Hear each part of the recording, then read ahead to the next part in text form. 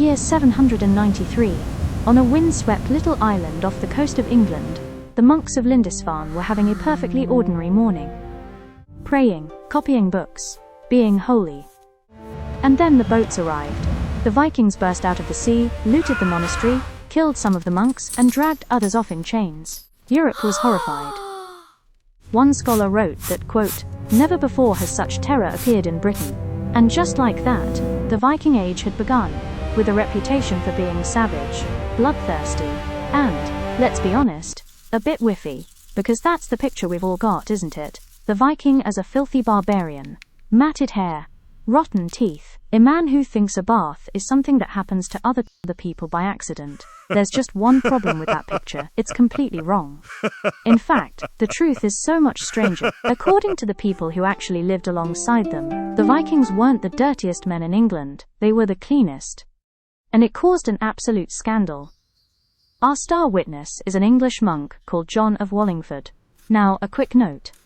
John was writing his chronicle in the 1200s, a good 400 years after the Viking Age. So he's passing on stories, not filming a documentary, but what he wrote is priceless.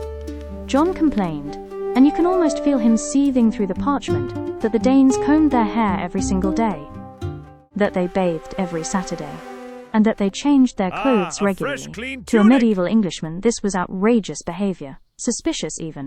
Why would a man wash so often unless he was up to something? And here, John gets to his real complaint. All this grooming, he grumbled, meant the Vikings were laying siege to the virtue of English women. In plain English, the clean, well-dressed, sweet-smelling newcomers were stealing the local girls. Picture the scene. You're a rugged English farmer who bathes twice a year whether you need it or not, and your neighbor's daughter has run off with a Dane who smells of soap and owns a comb. The nerve of it. Now you might think this is just one grumpy monk making things up, but this is where it gets good, because the ground itself backs him up. Dig up a Viking site, or open a Viking grave, and one object turns up again and again: the comb. Beautifully carved from antler, often carried in its own little case. To a Viking, your comb was so important you took it to the afterlife, and they didn't stop at combs. Archaeologists have found Viking tweezers, razors, ear-cleaning spoons, little scoops specifically for digging the wax out of your ears.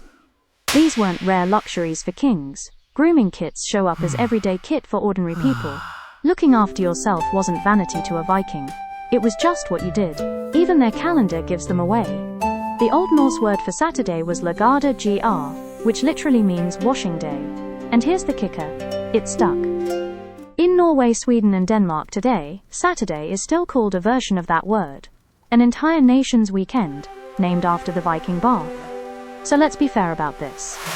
Were the Vikings squeaky clean by our standards? Of course not.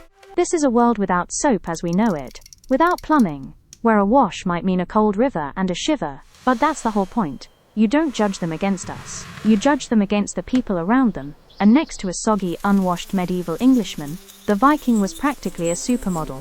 The savage barbarian who terrorized the monks of Lindisfarne turned out to have cleaner hair, fresher clothes, and a better weekend routine than the men writing angry stories about him.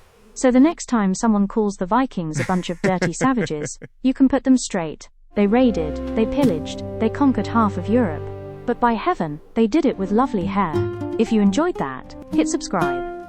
Next episode, we're finding out whether the Vikings really performed the most gruesome execution in history, or whether that's a legend that got wildly out of hand.